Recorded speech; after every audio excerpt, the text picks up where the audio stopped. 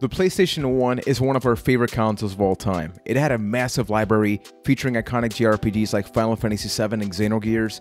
It introduced us to the first 3D game in the Metal Gear franchise, and the graphical improvement over previous consoles meant that developers could create new stories and experiences that weren't so great in the past.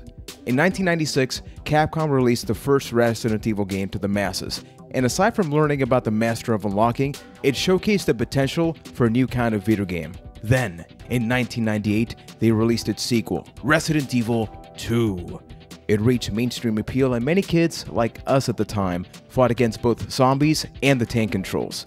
The game was so universally praised that Capcom's re-releasing a complete remake of it in 2019, so naturally, we have to go back in time and re-experience this game or play it for the first time right here on a Cast to the Past, where we publish a brand new episode every Sunday. You can find us on YouTube and your favorite podcast app by searching for a Cast to the Past. And folks, we are a three-man team, and each one of us had a completely different experience going into this game because some of us had played it and it's one of our favorite games of all time. Others, it is the very first time that we're getting our hands on it. So first, my name is Juan Velas. I am from Puerto Rico. Joining us, we have Mr. Keith Poshuk from London, Ontario, Canada. Keith, when was the first time that you played this game?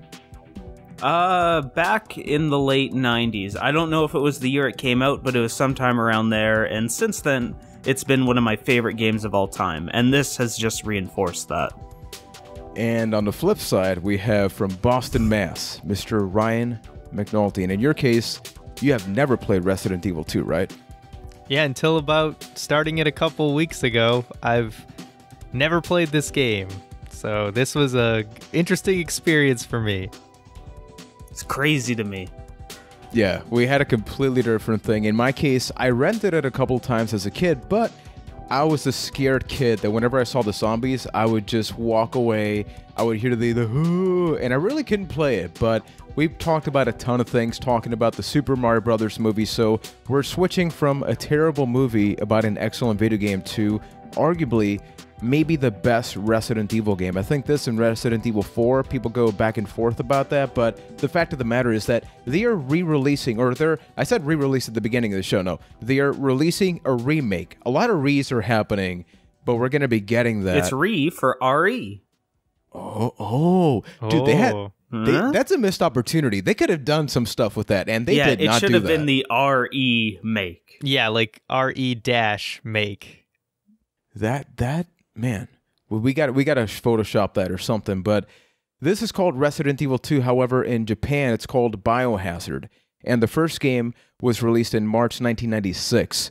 So, did either of you play the original one when it first came out, or a couple of years afterwards? Because there were two versions. We had the original one, and then once the PlayStation had the analog sticks, they re-released that, and I think that also had a couple of other changes. Did you play any of those?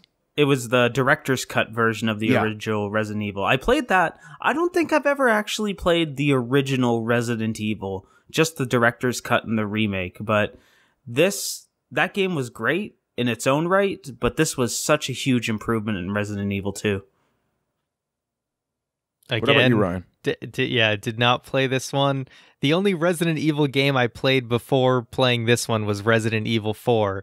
And I still didn't beat that one, but I did really enjoy that one. Mm-hmm. I feel like because Resident Evil 2 is a survival horror game, you kind of fell into one or two camps. You were either a Resident Evil kid or you were a Silent Hill kid. And we've established in the past that, Ryan, you were more of a Silent Hill kid. So really, we should be fighting right now, you and I. You might be surprised at my reaction as we kind of go through this show today, but Silent Hill, even that, again, like I owned a PlayStation growing up, but I did not tackle the PS1 library nearly as much as I should have. So I didn't end up playing like the Silent Hill series until I was in college. So I had a lot of catching up later in life with some of these classic games. That's a fascinating thing because with those games, Silent Hill, I'm sorry, I didn't play. I played those many years ago. Those also had tank controls, right? Yes. Yeah. So basically, and I'm sure we will cover Silent Hill someday, so don't you worry about that. But basically, Silent Hill was Konami's answer to Resident Evil. So it was completely like, hey, this game, these games are doing well. Like, we're going to make our own game. I mean, I think the first one came out as kind of a response to the original Resident Evil. So they definitely drew a lot of inspiration, and there's a ton of similarities between the two games. So keep in mind, this game came out in 1998, and in that time, we had The Legend of Zelda Ocarina of Time also come out. So here we have a really dark, gritty game on the PS1, but then on the N64, we have the complete opposite, right? It's a super vibrant, happy game. We've gotten other awesome 3D games. How did you feel about those survival horror type games in that time, considering everything else was so bright and shiny with the transition to 3D graphics? I think back then it fell more into where I was in life, where it's like, oh, it's dark, it's edgy, you're using a handgun. I don't want any of that. Let's get a dumb fairy in a bottle, Ruby, Zelda light stuff. And the survival horror genre really appealed to me. Really, I could go as far as saying that the PlayStation as a whole appealed to me more than the N64 for that exact reason. And this game, this and really Metal Gear Solid just spoke to me where I was in life around 1998. I kind of stayed away from the genre for the most part, although I do remember like my sister was like, her friends had played this game on the PS1 that was like a horror game. I think it was called Overblood, and wow, that sounds like a million seller. So it was like, they like hyped it up as this like super scary game, and I'll have to look it up to make sure I'm right on that. But I believe that is what it's called, and that was like another kind of survival horror-esque game. But that was like the only one I really remember like actually playing growing up. Like I said, I didn't really get into those types of games until a little bit later. For me, it was different because I've always wanted to play them, but like I mentioned, I mean, I remember I rented the first Resident Evil. I also rented the first Silent Hill. And even though the whole reason the first Silent Hill had this whole fog was actually to cover up some graphical limitations that the PS1 had, but it also introduced the opportunity to have this atmosphere, right, where you can't really see too far ahead. And I will never forget this. I don't think I even told you guys. Here was my entire experience renting the game. I put Silent Hill, I take like 5 steps forward, and once I see that I can't see a lot forward, I turn the game off, and I took it back to Blockbuster. That was my experience playing the first Silent Hill. So, Mr. McNulty, walk over to us and tell us a couple of the releases that we had with Resident Evil up until the year 2000, because like many series, people talk about Assassin's Creed. Like Assassin's Creed is this current trend of games that just have iteration after iteration, but we have over 20 Resident Evil games to this day, my friends. Over 20. So just going over the release dates of, some of these early entries. As Juan mentioned earlier, in 1996, we had the original Resident Evil. Then in 1998 was Resident Evil 2. Just a year later, we get Resident Evil 3 Nemesis. And again, a year later, we get Resident Evil Survivor and Resident Evil Code Veronica, which I remember seeing about 50 copies of that game in every Newbury Comics I went to when they had used games. I don't know if it's any good, but I just always saw it there. Yeah, Code Veronica. Oh, I find that interesting, because I was about to just hype up Code Veronica with like how insane of a leap that is between Resident Evil 3 and Resident Evil Code Veronica for how soon they were. Like, that's only a year between them, and it's such a huge graphical leap. Like, that's a really big time in video games. It shows right there.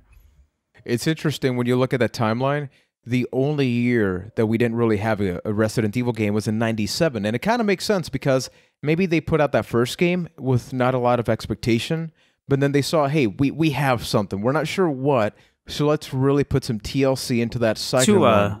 To expand on that a little bit, it's actually interesting because that has become public knowledge exactly what happened there, where there's a prototype of the unreleased version of RE2 that they were pretty far in development with, and it just got scrapped because it wasn't it wasn't meeting standards, and then they started over again, and that's how we got the RE2 that we have now. And I love going back. It's called RE 1.5. You can look on YouTube and search it up, and just all the footage from that and seeing what they took from it, and that actually inspired Resident Evil 2. That's actually an interesting era, because another game we had like that, we can maybe talk about that many years down the line, in like 20 decades, because I really don't want to talk about that now, but like Duke Nukem Forever, a lot of iterations. It's fascinating, though, that with Resident Evil 1.5, there's actual footage. And now that you say that, I think I actually tuned into one YouTube channel that did have that, so just interesting context for everybody. So Keith, what is Resident Evil 2 in a bubble? Well, as we mentioned before, it is a survival horror game where you're thrown into the middle of a city that's been plagued by a zombie outbreak. The story of it is that a few months earlier, the events of Resident Evil 1 happened, and it was on the outskirts of this city. Well, now the viral infection has hit the city, and you are two people just entering the city, one being Leon S. Kennedy, who's a rookie cop, first day on the job, and the other person is Claire Redfield, who is searching for... talk about the worst first day ever. And then the other person is Claire Redfield, who is the sister of the protagonist of the first game, Chris Redfield, and she's searching for her brother. They meet through fate, and then the story begins. So in a nutshell, that's what Resident Evil 2 is all about. But in contrast to the first one, and this is still fascinating to look at today, you get to play this game basically 4 different times, right? Because I completely forgot about this. The moment you told us you wanted us to play this, we had Leon A, then Claire B, then Leon B, and I cannot remember what I had seen on YouTube at some point or what I even played growing up. How fascinating was that for you, Keith, as somebody that absolutely loves this game? And is there a particular run that people consider to be like, this is the run to check out? There is. There's an official canon run, but yeah, they they kind of iterated, because in the first Resident Evil game, you could choose between either playing Jill or Chris, but it was kind of the same game no matter which way you went, just with like little turns that are different between the two characters. But they expanded that greatly in Resident Evil 2, where once again you have the choice. You can play as either Leon or Claire, but depending on who you choose first, that affects the rest of your game. So if you play Claire A, you're going to get Leon B, and if you play Leon A, you're going to get Claire B, and the story of the game is different no matter what way you go, and it's not drastically different. I'll admit that off the top. It's very little changes that happen there, but it's enough that it feels different enough. Like, just to use an example, at the beginning of the game kind of starts with a accident, a crash. The car that they're in runs into a semi. So you're on like the side of the car that you start on.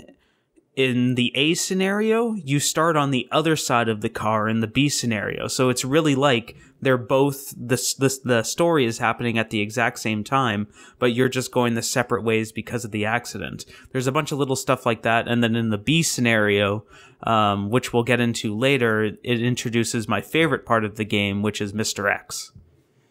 That was one of the big deals, especially when they announced the remake. The first question everybody was asking is, how are they going to integrate him into that? Especially when, with this game, you know, with the original one on the PS1, you have the pre-rendered backgrounds. Maybe one of my favorite things about that generation. But that also had a challenge, right? Which is the specific camera angles, and I know we're going to be talking about that. But just to have an even playing field, so everybody knows what's going on, which run did each one of us have? Ryan? Well, I was doing. I expected Keith to chime in, but Keith, yeah, you're the Resident Evil guy, so yeah. I'm sorry. I feel like I've chimed in at the beginning every time. Keith, you got a break. You got a break. Yeah, this is your bread and butter this week. But I played through the Leon A storyline. So did I. Yeah. And I played through Claire A, Leon B, which is considered the official canon storyline of Resident Evil 2. Now notice that Keith, unlike Ryan and myself, he said one and then the other afterwards. Whereas Ryan and me, we said Leon A, but there was nothing afterwards, and we're going to be talking about that because I did complete that, but this is not my type of game. If there's one gripe, and I just want to make sure I preface this, is that games that have a lot of backtracking, I'm not particularly fond of. And I mean, this game is the definition of backtracking, especially it penalizes you if you don't play this like for many days in a row. You kind of forget about things, and I think games have gotten a lot better in time, explaining that. I feel like a millennial gamer talking about that. I remember back in the day, the games didn't need to tell me what to do. I remembered it, but give me your general impressions, Ryan, as somebody that never played this game and did so now, and haven't played Silent Hill. What you think of this one?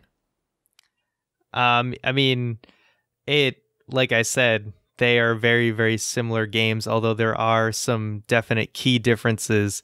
My experience was I was definitely impressed overall. Like, I thought the cutscenes looked very good for PS1, especially like this is kind of like mid PS1 era. It's not even like super late PS1. So I thought that was impressive. I'm sort of used to that kind of controls and the fixed camera angle, like I said, because that's something Silent Hill also did. But I was not prepared for the amount of I thought because at the beginning of the game they're giving you so much ammo that kind of steady stream would continue, and that was wrong to assume. But this game definitely captures survival horror in a different way than Silent Hill. In this game, I felt not like, because Silent Hill's more of like psychological, like mind effing you kind of horror, where this is more like I'm gonna die and I'm really worried about like losing progress a lot of times, which I don't really feel in the other series as much. And there was a point because I played on normal because I'm like, I ain't no bitch, I'm gonna play on normal. And like the ink ribbons are an interesting mechanic of, hey, I need to be smart about when I save. But as someone who doesn't know the game, doesn't know when the next save room's gonna be, I might have made some really bad save choices, and then all of a sudden I have to go through like a 45-minute stretch of the game before I can get like the next ink ribbon, or at least I didn't know if there was some other ones lying around. You gotta survive. Yeah, I gotta survive. It's that struggle between like, can I get ink ribbons? Can I get health? So like I said, it really, that whole survival aspect is really there, because it can be brutal at times if you don't know what you're doing. But again, like a lot of these old school games, we talk about this in A Link to the Past, this is one of those games that it rewards you for knowing what to do. And someone who's really experienced could beat this game and could beat Leon A in like 2 hours, where it's probably going to take me like closer to like 8.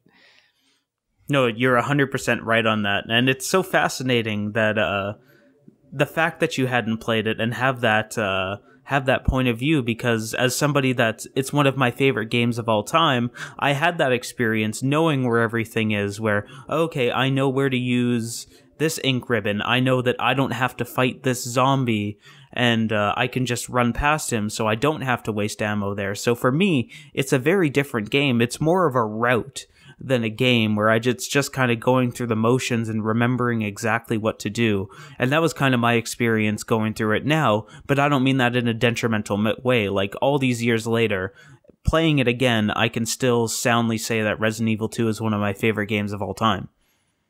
I completely get why people love it, because by the time that I finished the game and I went through all these battles, and I had a situation similar to Ryan, because we talked a little bit about this on the Discord, sort of when he had the falling off point, I had a very, very similar thing where I saved up to a point, right?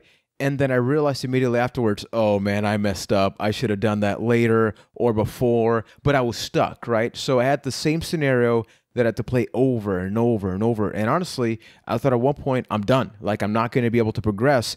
But then I started getting more strategic. Like you mentioned, Keith, I went into it thinking, like Ryan, if I have ammo, that means I can kill everybody. And then I realized, okay, maybe I don't need to shoot every zombie. Maybe I don't need to use a green herb every single time I find one. I'm going to be very jealous about that. I'm going to store everything whenever I can.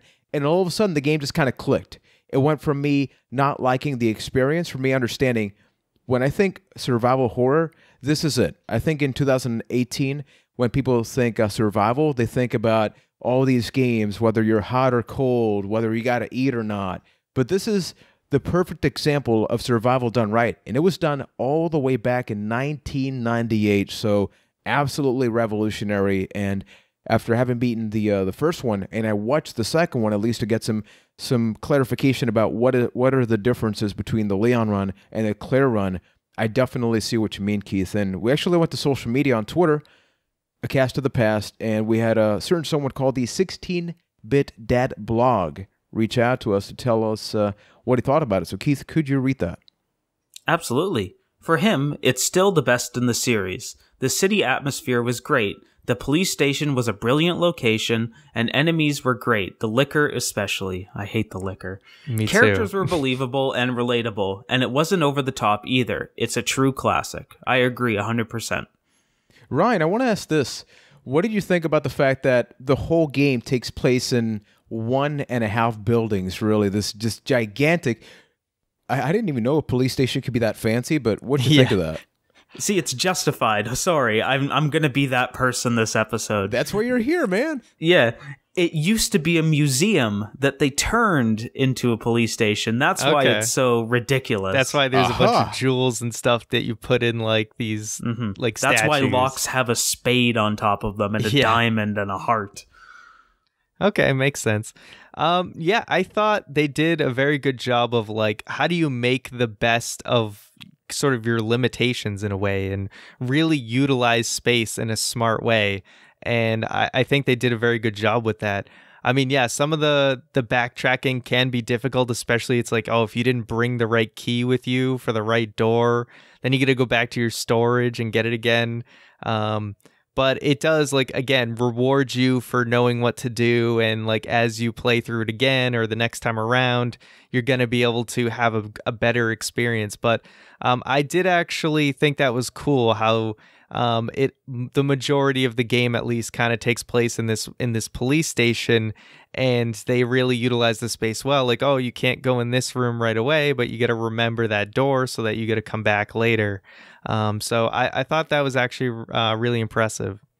And that, I can't say it enough. That is one game, or this game is extremely punishing for people that don't know what they're doing. Because even there was a few times where like, oh, okay, I'm playing as Claire. The lighter is a item. Well, crap, I forgot the lighter in my box. And now I gotta backtrack 5 minutes, go get the lighter, then do this puzzle. And it's just a situation that is extremely, extremely punishing.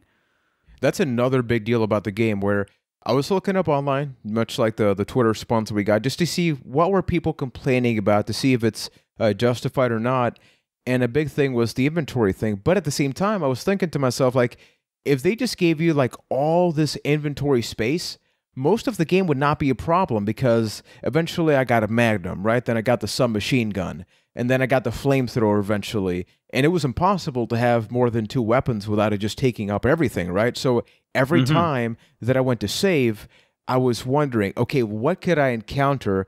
I probably don't want to use the Magnum now, so I'll leave the ammo and the Magnum in, but I definitely want to have at least a first aid spray. So every time you go into a safe room, it felt like an actual safe room. You're going in there to plan out, you're saving, you're also remembering what you need, especially with the puzzle pieces, like all the medallions and the chess pieces. Like, okay, how many do I need? I don't even know how many, and then I got to go back and grab the rest, but I got to make sure that I don't get attacked on the way back. Like, just so many things that you got to think about, which leads me to my next question, which is, what was your favorite thing about this game? Maybe starting it with Keith. As somebody that's played it so many times, something has to stick out. Oh, absolutely. I mentioned him earlier. The main antagonist of the B scenario, Mr. X, is my favorite part of that game, because he takes everything you're talking about, the need, the survivability, the tough decisions, and turns it into an actual gameplay element where you're playing through the game again, but now you have this giant nearly at the beginning of the game unkillable monster that's constantly following you around. So now your already limited resources are being spent on this thing where you have to ask yourself, can I kill him, and do I have to kill him? So it becomes an even more intense game of resource management with him. And then they did such a great job. They really like him following you around and being a constant threat they just knocked it out of the park with this one. They expanded on it later with Nemesis, but Mr. X was like the first great example of this, where everywhere you go in the B scenario, especially if it's your first time, you don't know if he's going to be there waiting for you. It gets so extreme that they take away the feeling of accomplishment when you complete a puzzle, and replace it with dread, because all of a sudden you completed this puzzle and boom, that means that Mr. X is in the room with you now. Oh, you escaped him. Great. Yay. He just bashed through the wall and now he's chasing you in a hallway and he's between you and the door you need to get to. So you need to take a hit if you're not going to fight him. Can you take that hit? It's a constant threat that he just presents, and I love it. It's so well done. Ryan, as somebody that didn't have that experience but knowing about it, would you have a thought as positive about the game if that was the scenario you lived through? I don't know. I really don't know. But I guess I just kind of going on about my favorite things, kind of going in as someone who hadn't played before. I think the save room music is probably my favorite thing, because it's such a nice feeling. You feel safe when you hear that music. Like when you like you're in the loading of the door and you're hearing the music, you're like, oh, thank God I made it, because the game does do such a good job of putting that pressure on. Like I said, there are some, as I mentioned, I lost about 45 minutes of progress because I died at a random point, and then I had to go backtrack, do it all over again. How did that feel? So when I was so pissed when I died, because I was out of ink ribbons, barely had any health. But when I finally got to that save room, it was just so much relief.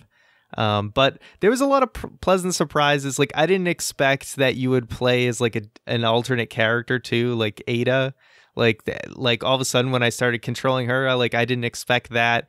So I thought they did a good job of also kind of you run into Claire at one maybe is it 1 or 2 points? I can't remember. There's a couple times, yeah. But there was a lot of pleasant kind of surprises along the way I didn't expect, and like I said, the cutscenes were very impressive too for that time. Yeah, they were really good. For me, my favorite thing. There's two of them, but if I got to pick one, it's the sound design and how they actually implement the loading screens into the experience, because the fact that every door, they just always show you that, or even when you're going down the elevator, you see that. But then, it's a clever way to handle it. Yeah, it's a clever way. And not just that, but then sometimes the moment the loading screen ends, you hear the footsteps or you hear the licker. So you don't see them, right? But you're already thinking to yourself, do I want to keep going forward? If I hear a licker, do I have the necessary weapons to take him down? Or sometimes you don't hear any enemy in particular, but there's the sound. You hear the bass all of a sudden. You want to hear something crazy that'll blow your mind? I actually only found out about this about a week ago. Lickers in that game respond to sound. If you just walk by them, you don't engage them. It's when you run. That's when lickers go after you. I wish I knew that earlier. Because they don't have eyes, right? So they the only way that they can engage you is sound. So when you make sound, that's when the lickers know where you are. So if you're quiet, if you walk slowly, they won't attack you. Yeah, if you walk slowly and don't walk directly beside them, you wait for them to path by you, you can avoid every licker in the game. Maybe not the clawed lickers. I didn't try that with the clawed ones, but normal lickers, you could just completely avoid them. Blew my mind. Wow. That actually makes a lot of sense, because there was one part where I kept dying and I could have avoided that, because I had the shotgun and I was just waiting for them to attack me, but they never did. So I was just the one to attack first. Little did I know. Why didn't I know about this? You could have just avoided that completely. Yeah. But let's talk about something. while we're on the topic of sound, because I'm not sure if this is a good or bad thing, because I think it became infamous, especially with the first Resident Evil and this one, the voiceover. First, we had the Master of Unlocking in the original game, and then the combination of like the awkward pauses, because it's like, hey Ryan, how are you? I'm good. You? And then the combination of everything, we've grown to love and appreciate it. But what did you guys think about that, and how important do you think it is to have that awkwardness as part of the Resident Evil experience? I mean, it's become famous at this point just how bad the voiceover in those early Resident Evil games are. I don't think it's as bad as the first RE, but there are some moments in this game where it is brutal. This game has some of my favorite one-liners in history, but some of the worst dialogue in history. Anytime a character's talking to another character, it just feels so robotic. Like, there's a scene near the end of Leon's campaign where Ada's taken out, and she's, like, bleeding. You're not sure if she's gonna die, and it's just like, Leon, I am someone you just fell in love with. Or when Leon gets shot, it's supposed to be this moment. I'm sorry, Leon. I have to go talk to her. It's just the voiceover is so bad. The best one. When Ada falls, Ada! Come on, man. Come on, really? Ryan, you didn't get to that part, but hopefully someday you do. I watched the rest of it because I'm a failure, but I wanted to see the end. So I did watch the end of at least Leon A. So what you guys think about the pre-rendered backgrounds? I mentioned that earlier, that was a thing, right? We had those in Final Fantasy 7, 8, 9.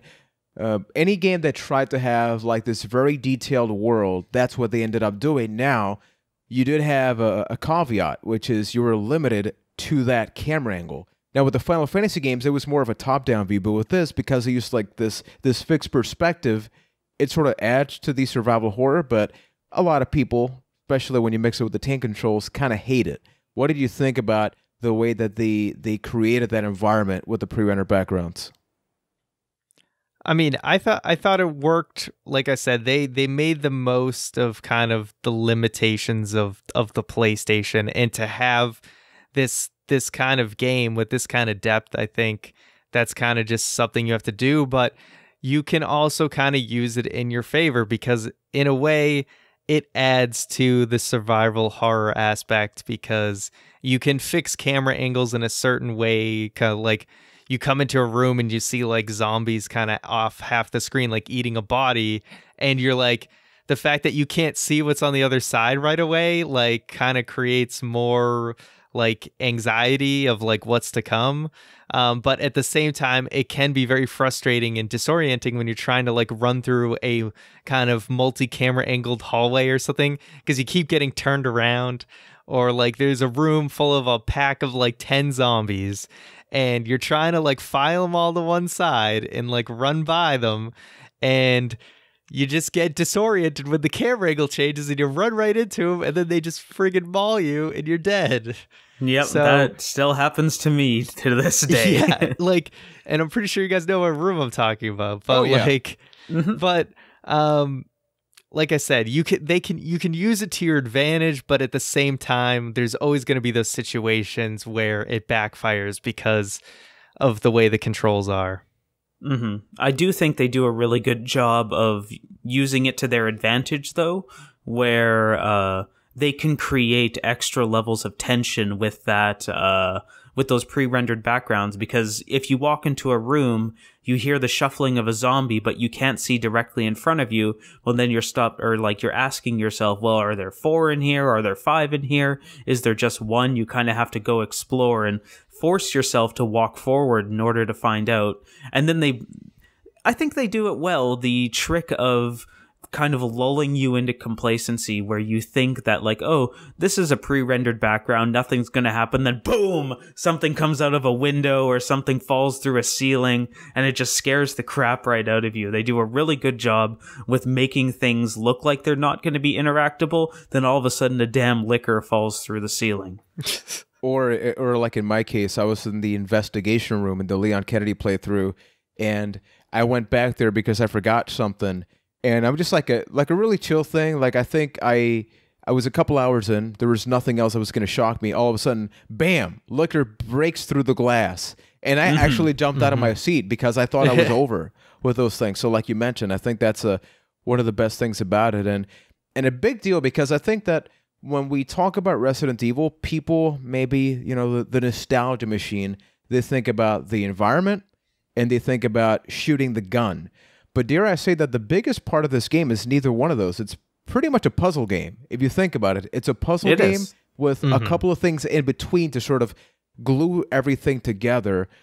As somebody that I don't particularly love puzzles and games, I enjoyed it, but it was definitely frustrating because with the pre-owner backgrounds, I feel like a lot of times, unless you just button mash everywhere you go, it's really easy to miss a couple of items. Like at one point, there was like a car key or something that I picked up that I just thought to myself, like, unless I button mashed, how was I supposed to find that? Sometimes they're very obvious, other times they're not, but it makes you appreciate the environment, and you feel so good when you finally get that last chess piece or you finally get that car key. It's like, yes, I could finally progress. And if you're like me that tends to forget where you got to go, the moment you remember it, it feels so good. It feels so good. So talk to me about the puzzles. I think that's one of the most punishing parts of the game when it comes to new players, where, to use the chess pieces as an example, if you don't know that you're about to go to that room and that you put the chess pieces in and you only have 2 of them, well, okay, now you got to backtrack. Or if you don't know that, okay, I'm about to enter a room that I need 2 red jewels to get a key in, well then, okay, I've got the jewels, well now I gotta go back to my box and get the jewels, and then maybe get rid of health items to go get the jewels. It can be very punishing that way, but let me try that again, but very rewarding once you actually know what you're doing, and that feeling of like going back to the chess pieces, or even the stones on the Claire playthrough, because there's kind of a 4-piece puzzle on both sides in order to progress to the sewers. With Leon, it's the chess pieces. With Claire, it's the stones. Once you get to that point and you just put all of those things into the door it needs to go into, it is one of the best feelings in the game. Definitely. Yeah, man. I mean, it definitely punished me at certain points. And yeah, that's maybe one aspect where I'd be like, oh, Silent Hill series, I kind of liked how they do puzzles a little bit better because it's not nearly as punishing. Because yeah, there was time like I totally forgot. I think like in a play, like one part where I like died and lost progress, I went into that like storage room, but like the other time around, like basically I didn't have the crank thing for the stairs. So I had to look it up because I was just like, I was like, what did I miss? You I also always need a like, crank in your life, man. Throughout the entire game. Oh. Yep, hashtag crank it. Yeah, because I also couldn't think of like where the hell that second jewel was at one point. So there were definitely times where I just was like, you know what? Like I could look around more, lose more health, or I could just look this up because I got to make it through, man. And then I didn't make it through. And plus, in my opinion, at least, even the shooting in this game is a bit of a puzzle, where on the Leon side, you have like, okay, this enemy is takes more damage from a shotgun. I can use a shotgun on a zombie and rip it in half, but using a magnum is kind of a waste on a zombie. And then on the Claire side, you have to deal with things like elemental damage, like acid rounds are more effective against liquors, and the flame rounds are more effective against plants. So how am I going to save my ammo to make sure that I have enough ammo to deal with what I need to deal with? It's almost like a little puzzle game on its own, just from shooting. And even where you shoot, because this must have been past the half point in the game. I shoot a zombie in the midsection, he falls down, so I automatically assume he's dead. No, Nope. He's still alive, bites me and kills me. So it's like, just when you See, think the trick you know... is, with zombies, with the handgun, it's 1, 2, 3, pause, 1, 2, down, then he gets up, then it's 1, 2, and then he's dead. See, I already forgot that. Keith, I'm a bad dancer. It feels like you're teaching me to dance, and it's just not going to work, man. So Resident Evil 2 is a rhythm game, is basically what I'm saying. I'll Yeah. give him credit for being forgiving with like aim though. Like it seems like you don't have to be spot on and you'll still hit them, you know. So Yeah, they're it pretty makes good up for about the that. tank And the radius controls. of the shotgun, like you can wreck a whole pile of zombies with the shotgun. So Oh, it's so satisfying. So, the one thing we kind of touched on at the beginning of the show, but it feels like an afterthought to me, is the actual story. Because even when you mentioned Keith, at some point in the game, you have Ada Wong come in, and where it feels like there's no romantic thing, turns out there was supposed to be a romantic thing. Apparently, I just didn't know about it because the acting is so bad, the dialogue is so bad. So just why is everything happening? But to me, at no point was I caring about the story. I just thought about it like it's a survival game. So I got to survive. I got to get out of here. I really don't need a lot more story than that. And I think that's why so many video game franchises for years, I mean, it's still kind of happening. Like in 2019, we're supposed to get Days Gone, maybe, but it's such an easy thing, right? Zombies survive. Who needs story? But this is the evolution. This is the start of it. Did you guys feel like you needed anything else to squeeze some more juice out about the story and then enjoy the game more?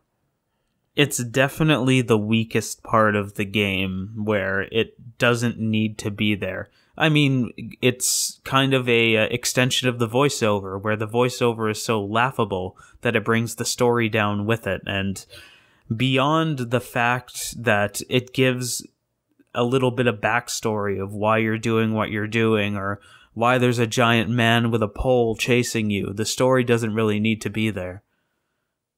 Hey, duh. I'm never going to forget that. I just ripped it out loud. I mean, the stuff with like the T virus and the G virus and all that, it is like a little bit interesting. You kind of want to know the origin of like why everything's going on. Yeah, it's really just that they tried to force in like a love story that didn't need to be there at all. But I think that's just like, you know, at that time, like video games would just kind of fall into the typical like tropes of just like movies and stuff. So they felt like they needed to have a love story, even though it's like they just didn't have the development time or voiceover skills to make it work. Yep. So it's like, oh, we, you know, because Leon's a guy and Ada's a girl, clearly they're going to fall in love because that's just what happens. So Exactly. there you There's go. one good cutscene in that game, one good pre-rendered cutscene, and that is when Birkin just tears house through that team of umbrella people. Which one of those was... Oh, right. Okay, In yeah, the yeah. sewers. Yeah. Mhm. Yeah. I just forget about the cutscenes because there's so little of them. I do wish if there's one nitpick, and this is actually a good thing, I really enjoyed those, and I just wanted a little bit more because I feel like, for example, throughout the game, there was this doctor towards the end of the game, right? Like she's kind of obsessed with the G virus and the fact that her husband injected himself with a virus. I'm hoping to get everything right. I'm a casual Yep, so far Resident you're Evil. good. Okay, so far you're good. I thought that was excellent and surprisingly deep for a game that came out in 1998 that had a pretty superficial story. I do wish we had a little bit more of that at the beginning. It almost felt like they had two games. You had the first game that they were just thinking about the mechanics, but it's not up until the very end that it's like, Ada loves you, this doctor's husband, you know, has a thing happen, and then she wants to get revenge, but then Ada turns out she's a bad person, but that dies, and then the doctor that wants to kill you, she has like a giant pipe come down to her and just kill her, which is luckily hilarious. falls on her. What are the odds, Ryan? Out of the entire building, it fell off right on top of her. Directly Exactly. over her. It's because Birkin was after her. Birkin took that pipe down. He's got good Did he? aim. He's got good aim, dude. He does. So talk to me about the boss fights. That's undoubtedly one of the more challenging things in the game because if you're not ready, I think there's like the big boss fights, like especially all the way at the very end, but even where Ryan, and I feel like we got to give Ryan an is this my opportunity. time? Yeah, this is your This time. is your time. moment, Ryan. Okay. Lay it down for me. So as you probably figured out by now, even though I was such a stickler about like, oh, I want to finish all these games, I failed miserably and I did not complete this game.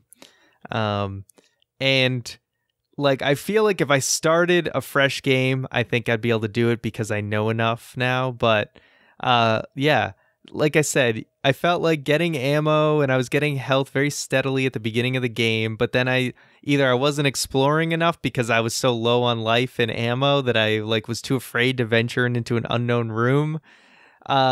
Eventually I find myself in like caution level health in the just past that little sewer with all the spiders, and there's a boss. Like, I'm in the save room and I have like 20 something of the upgraded handgun bullets. I've got like 8 shotgun bullets and I've got 8 magnum bullets, and I go and I try to fight this boss. Is that Birkin or whatever? Like, I believe that one. Okay, I'm trying to remember because I didn't do Leon A. Did he have a pipe? He was like holding on to something and he was spitting out little bugs. But okay, that's the G virus boss. Well, anyway, I basically those like I had such little like maybe I had enough ammo to kill it because the pistol was cleaning house. You should have used the Magnum. Would have cleared through it. Really? Yeah, that thing takes like 6 shots with the Magnum. See, I was always like, I'll save the I didn't know how powerful the Magnum was. I was always like, it was the classic RPG syndrome of like, I can't use this. I can't use this yet. That's so freaking disappointing. But you know what? Maybe I'll just have to play through it now. But anyway, I was always starting with the pistol because it was so fast and it would put him down quick. The thing though, those little bastards that latch onto you, like kept slowing me down, so I couldn't just keep laying into them. And the thing was, I'm in caution health, and it's like they would jump on me in such a way that I'd have to constantly be spamming X. And then, basically I was like, I have no health, I have no ammo, I'm screwed. But it turns out the Magnum might do the trick. So maybe, you know what? I'm going to try that tonight. We'll see what happens. Magnum on the big guys, shotgun on the little guys. Should be able to clean house, no problem. Do you even need to shoot the little guys? You can. You can aim down and take them out. But if you think if it's just 6 shots, should I just lay into them? Like, you can try. Just go back and go to the back of that room. So he's on We're testing this after the show. All right. That's what I did, but with the shotgun. Updates like the first on time Twitter. that I died, the first time I died a couple times, like 2 or 3. Luckily, I saved just beforehand, so I literally went inside the room. After the cutscene where you trigger him, I just went all the way back to the door. I didn't even see him. I just kept, using the shotgun, and eventually it worked. But for me, I had the same mindset as you, Ryan, where I thought, like, I have a Magnum, I can't use it, right? I got to save it till the end, so I did. So there's 2 different boss fights at the end, kinda, and I blazed through them because I never used the Magnum, and I was expecting a much bigger challenge, but with the first one, I beat him in like 6 shots, and I beat the other one in like 8 or 6 as well. Because you only played 8, that's why. I'm sorry, Keith. I'm sorry. I would say the biggest differentiator between A and B is the final sequence and the boss fights, and probably my favorite part of the game because there's a point where Mr. X, like, you get one over real good on Mr. X. Like, if you're playing Leon, he gets shot in the face by Ada, and he falls into, like, a pit of molten lava, because you're in, like, a foundry area, and then he comes back as the Tyrant. That's kind of the famous Resident Evil final boss that everybody knows. And that Tyrant boss fight is so good. Easily one of my favorite parts of the game. That's when the timer's still running, right? Because I think I've seen that. Yeah, so in the A scenario, you fight Birkin. The first part you're talking about, you fight what's called Birkin 2, where he has the kind of 4 arms and the 2 giant ones, and then he turns into Birkin 3, that is the dog. The dog is the big boss fight at the end of scenario A, and then at the end of B, you fight the Tyrant, and that's when you get the rocket launcher, and you get one of the best one-liners in video game history as Leon, where he just kind of points the rocket launcher at Tyrant and he's like, game over, and then just shoots him. It's so good. And then you fight Birkin as basically as a blob in the train. But the boss fights overall are just so good. It's really what and when you define atmosphere in this game and going up against these crazy monsters, the boss fights shine here so well, especially the different ones against Birkin. Like, one of my favorite moments in the game is when you're fighting Birkin on that train when you're going down into the lab, and you're in you're fighting like the Birkin with the pipe, or in 2 you're facing like the or in B you're facing Birkin 2. Just the atmosphere, and then the music that's playing, that's just so intense. It's just, it really shines. It's a shining moment on the game with the boss fights, where you wouldn't really expect boss fights to be the big thing in the game. Just from how it plays, you would expect more like fun puzzle design and stuff, and the bosses to kind of fail, because the ones in Resident Evil 1 weren't all that spectacular. Like, ooh, you fight a snake or you fight a shark, look out world, but they just stepped their game up so much with the bosses in Resident Evil 2 that it just shines as one of my favorite parts of the game. Do you think the game could have used an early boss? Because I feel like they're more stacked towards the end of the game, all the boss fights. Agreed. Maybe as a bit of a gut check, but I do feel like the G virus is a good time for that, because there is a bit of a getting used to the game period, and kind of a opportunity to hoard ammo, and it kind of does the reason why I like the first boss fight where it is, because by that point, if you're playing as Leon like you guys were doing, you're feeling pretty good about yourself. Like, you got the Magnum, you got the shotgun, you got a lot of handgun bullets. You feel like you're ready to tackle it, then boom, they throw out this boss that just wrecks you, and it's kind of like a reminder that, hey, this isn't a fun experience for you. This is going to be stressful, and we're going to keep throwing stuff at you. And maybe an early boss fight would have kind of taken away from that. But I say that, but at the same time, in scenario B, your first encounter with Mr. X is like 15 minutes into scenario B. It's like he is a constant boss fight that happens there. So maybe not. Maybe it's fine, and it's I know for a lot of years. Maybe if you look at it as A and B as one complete game, then I think maybe the pacing is fine then. Because, yeah, A kind of feels like the training wheels for B. That, okay, you beat the game once, now you got this... pass the training wheels. Now you got this giant dude that's after you constantly, and he's going to wreck your day. Something that you're talking about, Keith, I always hate it when people... they talk about whether a game is good or not based on the length. Like, they want these 40 to 60 hour experiences. What Ryan mentioned earlier.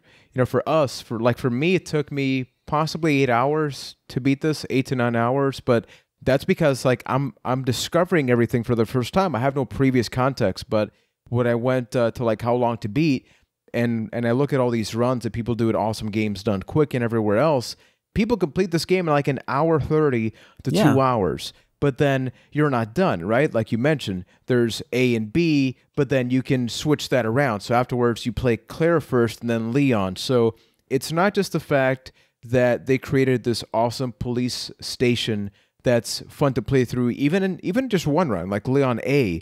The fact that you have 4 different experiences to play through in the same game, in the same places with variations of difficulty, I think more games should aspire to do that. And I think what's unfortunately happened now is that people do that through randomizers, like games that use randomized things, procedurally generated. That's the key thing now. But no, here they created this world, and more games need to take that challenge, because whether I played through B or not, I definitely love what I played, and I feel like I got my money's worth. I feel like I got an ending. I didn't need more, but if I want more, there's a ton more of it. Yeah, and the game actually rewards you for going quick, where that's how you unlock everything at the end of the game. So if you beat the game under 2.5 hours, that's how you unlock yourself a submachine gun with unlimited ammo. Or there's, when you beat the game, you get a rank. So if you get a certain rank, a good rank, you unlock an extra campaign called the Fourth Survivor, where you play as one of those guys that Birkin takes out. And then there's another layer on top of that, where if you beat that Fourth Survivor mode, I think it's like 6 times in under 2.5 hours, then you unlock Tofu mode, where you get to play as a giant brick of tofu, wielding only a knife. So the game does a lot to reward you for going fast. It's really a lost art. Wow. I didn't even know about those parts. I mean, I think they knew how to be like, I don't know if economical is the right word, but really just like making the most of what they had. Like, it's so smart to, is like Claire, are you spending a lot of time in the police station as Claire too? I don't know. Yeah. It's pretty much the exact same thing. Like the pace of the game for both scenarios is the same, where you get to the police station, get the 4 puzzle pieces you need, move to the sewers, end up in the lab. The time frame of the scenarios is about the same. It's just little minute details that you do differently between the two. But again, yeah, you're utilizing the same space, but you're just tweaking it a little bit, and it makes it feel like an entirely different game, even though you have a lot of the same assets being reused, you know? Yeah, exactly. So we've talked about a lot of great things, and I think that a game is really good. That we talked about tank controls, we talked about the fact that the story is laughably bad, but nothing in here makes me go, this is why this game would not be good. Like, if I wanted to objectively say, this is bad for the sake of being bad, like tank controls, they, for as annoying as they are, they introduce a challenge that if you could just freely roam around, the game would not be nearly as hard. Is there anything in particular that you think this is objectively bad, and if they changed that, this game would have been even better than it was? Because I really can't think of one thing. I mean, the story and the voiceovers, but gameplay-wise, no, I have to agree, it's a pretty solid package. Yeah, I mean, it is extremely well done. Like I said, I was very impressed for how kind of well put together this game was for its time, because, there's a ton of clunky PS1 games and just a lot of games in that era. Again, yeah, that's the thing. Like you talk about the inventory system, that can be frustrating, but that's also just kind of part of what makes the game what it is. So I can't really say that. I mean, I guess some of the combat a little bit. If there's one thing I would have liked, and maybe there is this and I just didn't know about it, but maybe a better melee weapon, like give me a baseball bat or something. Like I need something with a little bit of range. All knife, baby. Yes, that was the thing where I was like, man, like that's how I could really conserve some ammo, is like, give me a lead pipe, give me a baseball bat. But maybe that makes it too easy. I don't know. But if you want to see something amazing, go online and look at like a knife only run of Resident Evil 2, and you'll realize just how bad at video games you are. Wow. Because, I'm not saying like you in general, but yeah. Just the amount of skill it takes to do that. I saw where you're coming from. just the wording. It's like, here's Ryan talking about things the game could improve on. You're a bad gamer. But yeah, it's like what you mentioned. Huh. It's like you mentioned, Ryan, like there's a lot of frustrating things, but if you took that frustration out, what game would you have? If you had all the inventory space, if you had all the ammo, then are you really surviving, or are you kind of just getting by the game? And it must have been a really challenging thing. Like, I wonder, like, if we got that 1.5 game that you talked about, Keith, as the actual Resident Evil 2, how much of these things would we be talking about? Would Resident Evil be as loved as people talk about? And sort of getting to the main reason why we're talking about this now. We're talking about this in January 2019. I remember even going as far back as the GameCube era. People wanted a Resident Evil remake, and we got that. So excited. Yeah, no, man. No, okay, I'm going to get to you, but I'm building this up. Because we got that first Resident Evil remake, and that was damn good. I actually own that for the GameCube, and they completely redid that. But then on the GameCube, we also got Resident Evil 2 and 3, but those didn't get the same treatment. So, Keith, you as a fan, did you not find that a little bit odd? I mean, I was there as far back as the GameCube saying, like, I would love a complete remake of Resident Evil 2. Because you're right, those GameCube ports were weird, especially after the Resident Evil remake came out. It's like, okay, we're going to redo 1, but 2 and 3 are fine. Just resell them, I guess. But, all these years later, we're finally getting it, and it looks amazing. I genuinely have not been this excited about a game for a very, very long time. Ryan, I got a question for you then. Given the fact that you didn't have the nostalgia factor, but knowing there's a remake, and I don't know how much you know about it, but they are changing a couple of things. So it's supposed to be set in the same thing, but the biggest change is the perspective. So it's an over-the-shoulder thing, so you can more never like see behind you. RE4 style. Yeah, like RE4 style. You can walk around. Keith can probably talk about this a lot better than I can, but in the most basic sense, having played this, and in your case, although you said maybe you're going to try and beat it afterwards, are you motivated to get that remake and just being able to compare and then seeing if it addresses some of the challenges that you encountered? I mean, I'd definitely be willing to give it a shot. Certainly, like, I don't know if I'm motivated enough to go out and spend like $60 to get it, but if someone was like, hey, do you want to borrow my copy and play it, I would definitely play it. Absolutely. So I would be curious to see, you know, what that game modernized into 2019 would be like. This could be 100% or turn out to be 100% fanboyism, but I don't pre-order games. I pre-ordered a copy of this based on the release footage alone. Everything about it just looks, because it's not really a remake. They've gone out of their way to say it's not a remake of Resident Evil 2. It's more of a reimagining where they've done the over-the-shoulder thing. They've said that they're not sticking to environments and trying to recreate them one-to-one. Like if a hallway or a corridor or enemy placement needs to change to make it a better game in this new perspective, they're not going to hesitate to do it. I talked a lot about how the looming threat of Mr. X is there. Well, now it seems like it's even more there, where he can, because of 2019 technology, he can follow you through rooms and stuff like that. So it seems super stressful. Where did they get the technology, right? Man? What a maneuver.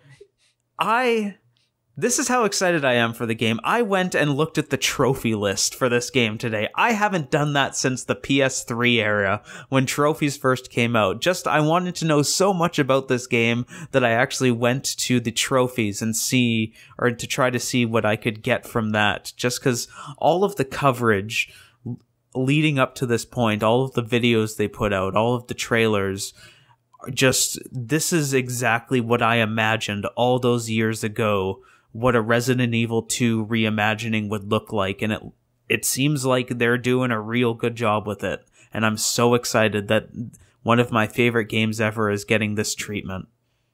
And I think that when the Final Fantasy VII remaster, remake, reimagining, it's not the same combat. People were complaining, but to me, if all you're doing is putting a brand new coat of paint, but the rest of the game is the same, I'd rather still play the original, or real talk, just emulate it and make it look a little prettier. So I love the fact that they're saying, this is kinda what you loved, and we're grabbing the main things, the essence of RE2, but we're taking some creative liberty to make sure that this stands on its own. Not that you're playing the entire game just going, oh, this is not the same thing. It's kind of like when a book becomes a movie, right? It's impossible to do one-to-one. It's just not going to work because you're always going to be comparing it to the first one. I think the biggest challenge for us is that I feel like at some point we need to talk about that game. I know it kind of breaks. Maybe we can dedicate one of the smaller episodes or something, because we talked about this one, and I just want to have that conversation for comparison's sake. You know, is it able to relive, to celebrate that survival horror aspect? And I absolutely think it's going to be able to do that. So now that we've talked about that, is there another particular Resident Evil game that you guys have either played or have seen, and you're either tempted to play it as a result of this one, whether it's for the podcast or not? Especially Ryan, I guess that he hasn't had so much experience. You know, we had 4, which you mentioned you played. Yes, that's the one I need to beat. I've probably restarted that game like 4 times and gotten like at least somewhat through it. And then some other game like comes up and I just start playing that and I never get back to it. And then it's been so long, I'm like, oh, well, I guess I'll restart it. So that's happened, like I said, 4 times. I need to beat that game. Keith, I know you want to play that Operation Raccoon City, right? Oh, God. Yeah, it looks like one of the best games ever, said nobody ever. Did you play Resident Evil 7? No, I haven't yet. That's the game I was actually going to say, where I still need to play RE7. As good as it looks, I haven't touched it for whatever reason, and I've been kind of in, like, from this whole preview cycle, I've been in a bit of a romance with Resident Evil, where I played through the remake, the RE1 remake recently. I played through RE4 recently. I started 0, but haven't finished it yet, and I think this eventually leads to 7, where I still need to play it, and there's really no excuse for not. Because I would say that I am a Resident Evil fan, if you couldn't tell from this episode. So not playing a mainline entry seems a bit inexcusable to me. Basically, if Keith was not here, Ryan and I would sound like idiots. Because here you are explaining the names of the creatures. I'd just be like, hey, the monster came out, and I killed it. That's it. I don't know about anything else. It's the long tongue, and then the long tongue with claw. See, but like I'm the same way with, like, you know, with Zelda, like, you know, the bats are named keys and the snakes are named ropes and the Majora's masks are named bad games. Why are you gonna go there, man? Why are you gonna go there? Man. All right, but yeah, that's like, I feel like we all have that series that we like geek out over, so I totally get it, and it's cool to see someone else passionate about a series, because I know I'm passionate about other game series, so totally get it. Usually at this point we have a legacy piece. What I want to sort of bring some closure to Resident Evil 2 with this is, it's fascinating. When you think about Resident Evil 1, 2, maybe 3, those are in very confined environments, closed environments. But Resident Evil 4 came out and people loved it, don't get me wrong, but that was a complete turn, right? And I know we got Code Veronica and other ones, but it wasn't until like that big over-the-shoulder transition that now it's like, hey, you get to be on boats. Hey, you get to do this. You get to do that. Keith and I actually played through Resident Evil 5 in co-op, and I think that's the only way to play it. But at no point, like especially after going back and playing this one, that I feel like it was a survival horror game. That was an action game that you could easily name it anything else. It was a fun co-op game. And then 6... with the giraffe and the cover, that happened. Resident Evil 6, it was a thing. And then who would have thought when they first announced Resident Evil 7 and they said it was going to be first person? I mean, Keith, I want to get your reaction to that, because I know it was fairly negative. Yeah, I kind of took the let's see how this goes angle of it, where I wasn't like mad at it, just because, as you mentioned, RE had taken such a weird turn after Resident Evil 4, where it became more of an action game, and it was more about like explosions and stuff like that than survival horror. They took out the horror part and the survival part by the end of RE6, and the fact that they were going back to that, I'm like, okay, let's see how they do. Let's see what they do with this here. And it seems like they succeeded by all accounts, and they're going that route with Resident Evil, the RE2 remaster, or remake, or reimagining, or whatever we called it, the RE-make. So I think they're going back to its roots. I hope that, depending how that does, and yeah, we'll talk about it. We're not sure in what way, shape, or form, but I think it's natural. It is. I'll just turn on my microphone and gush for 20 minutes about it. Make it a 0.5. Like it's a smaller episode. Yeah, we're gonna do it. Just impressions about it, because I pre-ordered the deluxe edition, Keith. Just so you know, I am gonna play. You're actually deeper in than me. I just got the regular edition. It was $10 more. I don't even know what it comes with. Just like just it's deluxe. It's got to be better than the other one. So. For a couple cups of coffee, you get some extra stuff. Exactly. And yeah, I always obviously want to cover it for my channel as well, so that's why I ended up getting it. But everybody watching and listening, this has been our discussion about Resident Evil 2. We definitely want to know what you guys think about this, so please send us an email to acastofthepast@gmail.com. Also, acastofthepast on social media. And for this closing statement, Keith, being the Resident Evil fanatic that you are, do you feel disappointed in Ryan and myself? Do you feel proud of me because I actually finished at least one part unlike Ryan? How do you feel? No, disappointment or mad are not the words I would go with. It's understanding. It's, Resident Evil, especially 2, is a daunting task going into it blind. Because back in the day, I'm sure I was right there with you looking at like a Prima strategy guide, trying to find where that damn rook or bishop plug was, because I had no idea. So I can understand where you guys are coming from, and I think you guys made a very good argument on where you stopped. One, you should have played B. I would say the one thing that bugs me is that the B scenario is so much more than just a going through. Let me get this straight. Yeah. Ryan doesn't beat the game, and you're like, Prima strategy guides, no. See, but it's different. Leon A. Yeah, I get that, but his point was that, it was running into frustrations and confusing. What you said earlier is you didn't play B because it's going through some environments again, but I think that's discrediting the B scenario, because you are doing, like, yes, it is the same location. I thought I was going to get shit on this episode. No.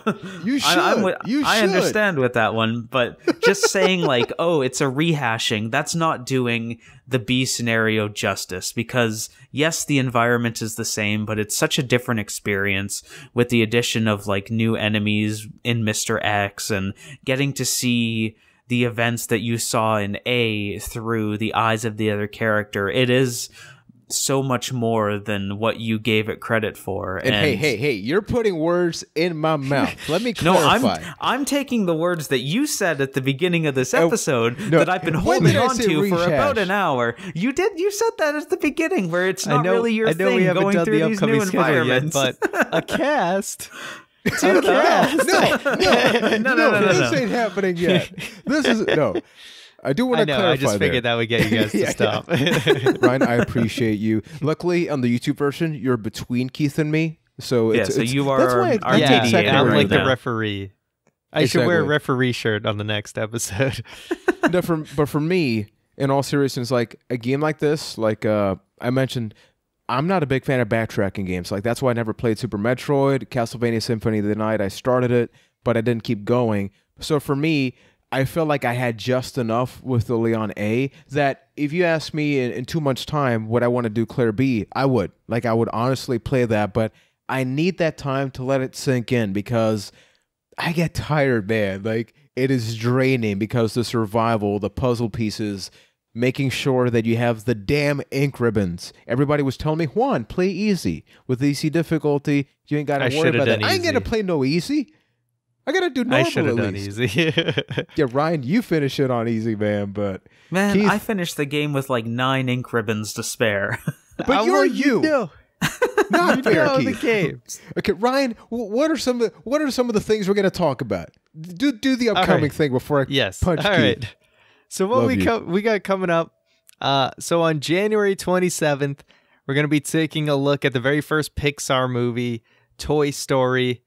Total classic. I'm excited to go back. It's been a long time since I've watched it all the way through, so I think we're all excited to talk about that one. Then maybe we'll be friends by then. You've got February a friend 10th. in me. You guys voted for it, and we can announce this, right, Juan? We can announce what this Absolutely. is. Yeah. You guys voted, and here is the movie, the 80s movie that we will be covering. We put up a poll. And we had several options. I believe we had Tron. The Goonies, Tron, Bill and Ted's Excellent Adventure, and The Breakfast Club. The Breakfast Club. And the winner is what I just said.